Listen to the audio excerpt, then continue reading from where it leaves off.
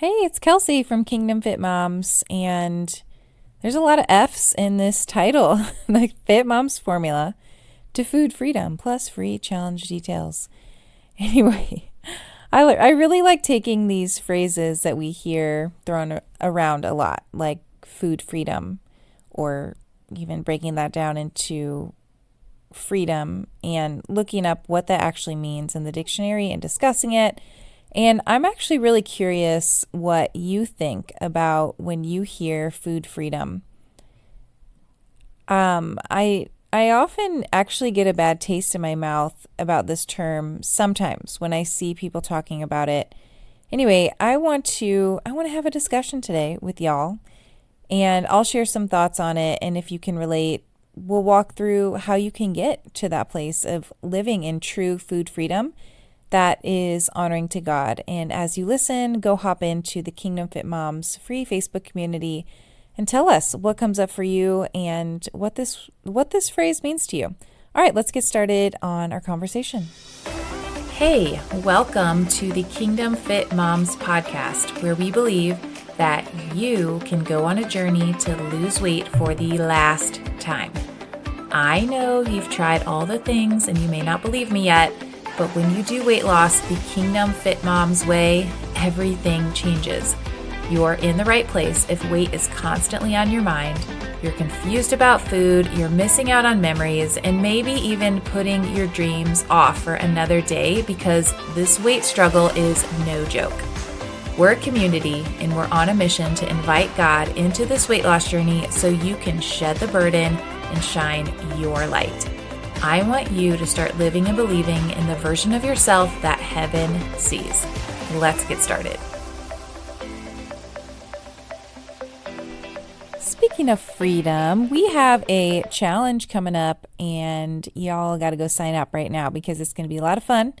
It's called Fueled Fit Free, and it's really a chance for you to get set up for a strong, summer, the rest of summer, and getting you on the right track to have momentum before the school year begins.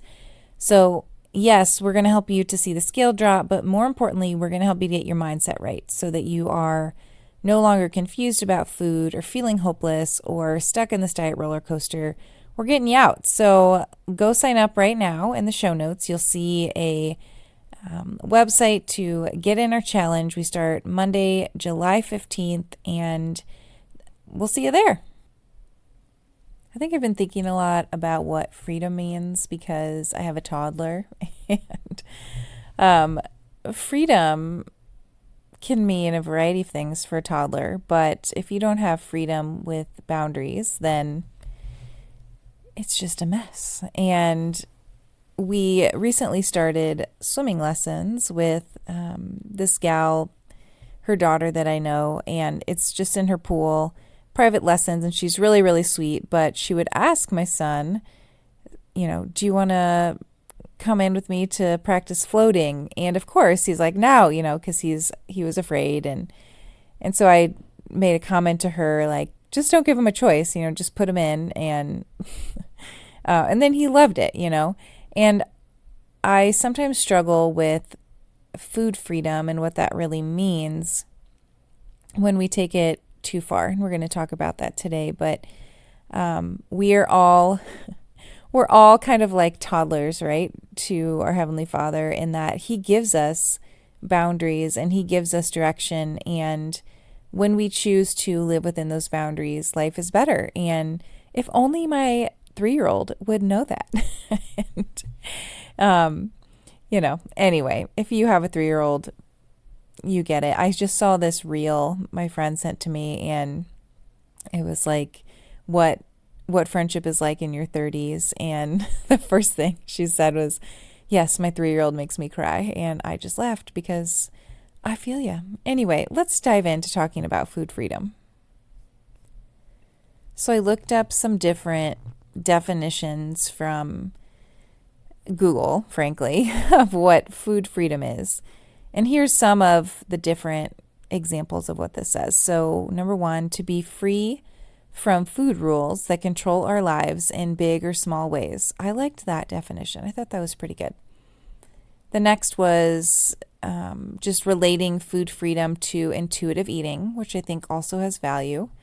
And the next is indulging when it's worth it, passing when it isn't, and never feeling guilt or shame for doing either. So I think these are pretty good definitions and kind of sums up what most of us probably think about when it comes to food freedom. And I am really curious what it means to you. Like I said in the intro. So hop into Kingdom Fit Moms, our free community on Facebook, and tell us how you have experienced food freedom or maybe where you feel trapped in some of these food rules. I do just really want to empathize with many of you who have been hindered by these food rules, and probably a lot of you continue to feel bondage from things like don't eat carbs, or dairy is bad, or you should only eat in a 4 or 8 hour window, or you can only eat what's allowed within my points. I think that, again, these are probably initially well-intended boundaries, and then they became a rule that creates this tension and then this shame when we fail that I don't believe God really ever intended when it comes to food. And it's like, if you've been in diet culture, it's easy to become really legalistic about something and totally missing the heart of the issue. So there's this idea about food freedom, which I think is great, not living under a set of rules that God never intended. But the opposite of that can lead to this place of pride and gluttony, saying things like, yes, food freedom, it means I can eat guilt-free without worrying about consequence. But ultimately, maybe this has been the case for you. Maybe you've lived in restriction and then you've been like, no, I want to live in food freedom. But then we go down this path of weight gain and disease and poor energy if it's taken to the extreme. So how do we find a happy medium within food freedom? How can we not obsess over rules like I have to have 30 grams of protein with every meal or it's not a meal, or I can't have any sugar, I've blown it, and also not make this a situation where we say I'm throwing out all the rules and I want freedom to do what I want. Do you see what I'm saying here? I just think that it's kind of a delicate line that we are maybe crossing either way. Okay, so the good news, and maybe for some of you this is a hard part, is that there is not a one-size-fits-all approach to eating or weight loss or health. And if someone tells you that you should do it their one specific way, then I'd really take a closer look into what that entails and if you're able to tweak it to you and your preferences and your lifestyle. For example, I have fit moms who are vegan or vegetarian or gluten or dairy free, or that even eat mostly meat, and they all fit into the Fit Moms formula that I'm going to go over with you. So the Fit Moms formula to food freedom, it's a threefold approach to weight loss, and you 100%, you have to have all three parts or you will never sustain weight loss, especially if you are a Christian woman and you know that inviting Jesus into the journey is what you've been missing. So part number one, if you've been listening to the podcast, you can probably guess what I'm going to say, but we are focusing on eating real food. The number one problem in our culture with weight is that we add so much crud to our diet that is definitely not what God designed for food. It's very, very simple. If it comes in a package, it has more than 5 ingredients, it's probably not real food. If it's something that's highly addictive, it's probably not real food.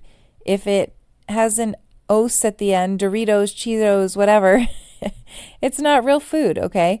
It started maybe as corn and it has been warped into something that is highly addictive and causes inflammation in our body and yada yada, okay? So the first piece of this Fit Moms formula is we want to help restore the glory of God in real food and help you to get excited to fuel your body well.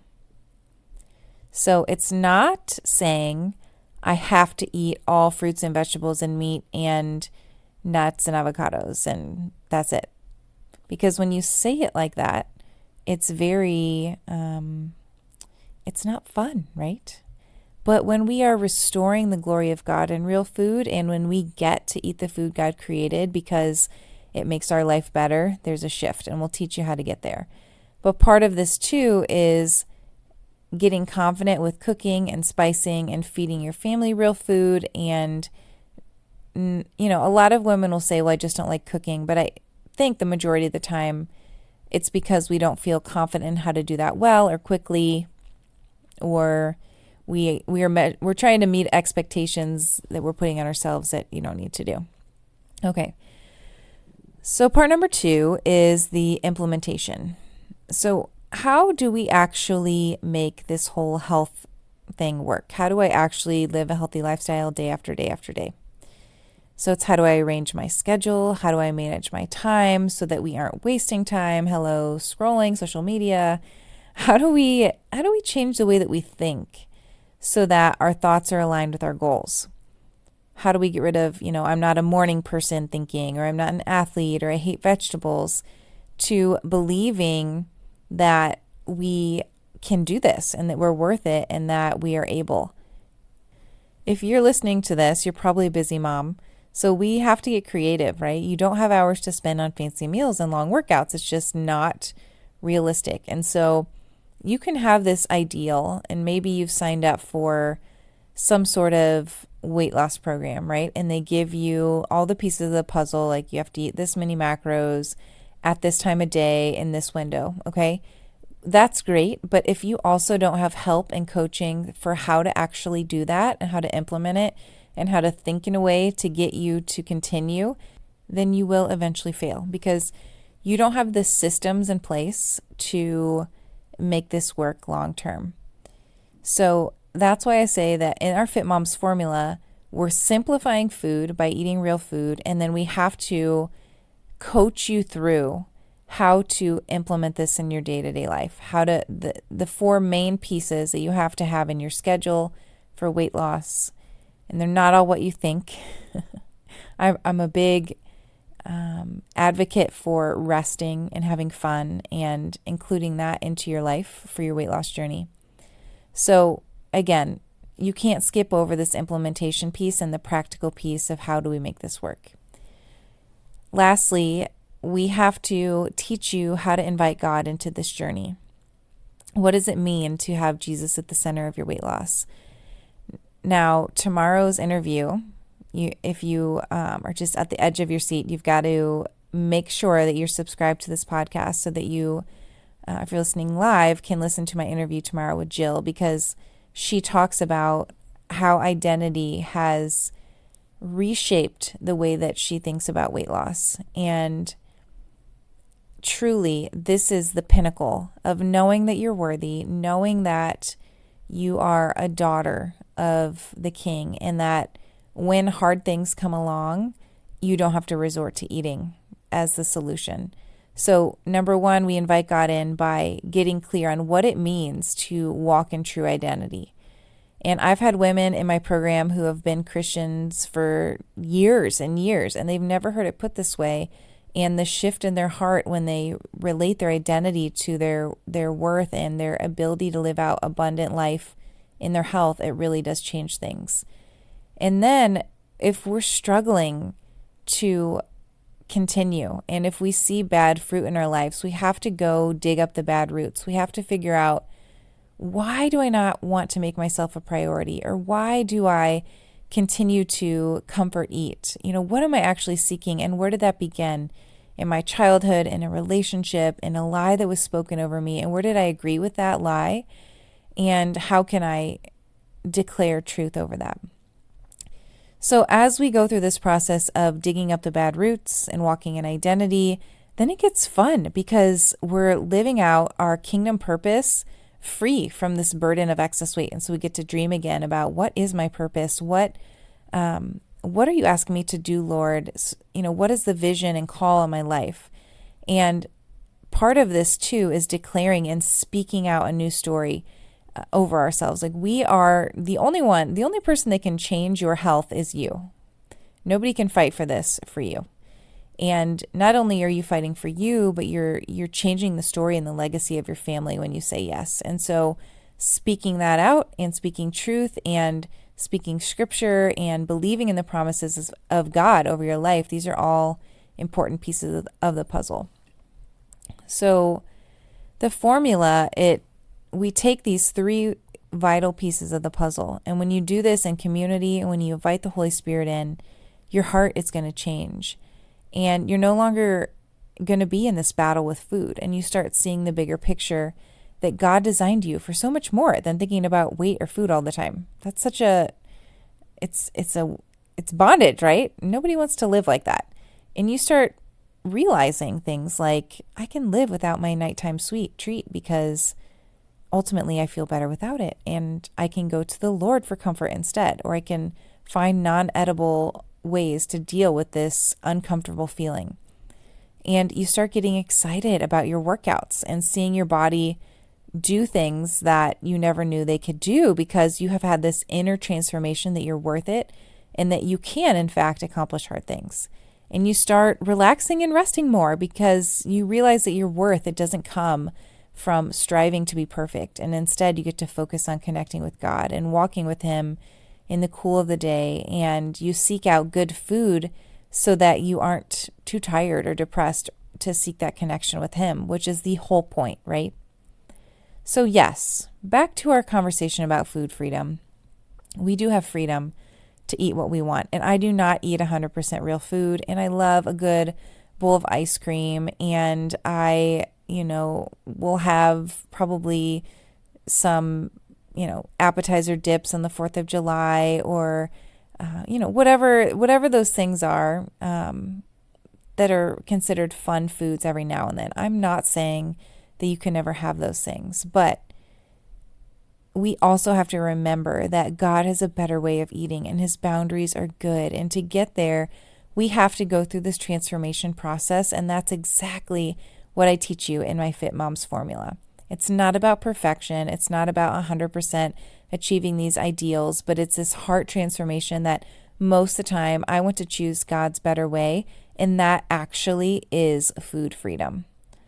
So what's next? If you're listening to this as it's released live, I want you to go right now and sign up for my free challenge. It starts July 15th, Fueled Fit Free. We are going to talk through all the things I just mentioned in more detail and give you action steps to make this a part of your reality now. I will walk you through how to have this transformation, how to get unstuck, how to get out of the diet cycle, and we're going to spend 3 days together inside this fun challenge. So go down right now to the show notes and you'll see a little link there to sign up, or you can go inside of Kingdom Fit Moms or come follow me on Instagram at Kelsey Wickenhauser and you'll see the link to join us in the challenge. All right, mamas, cheers to food freedom and I will see you tomorrow.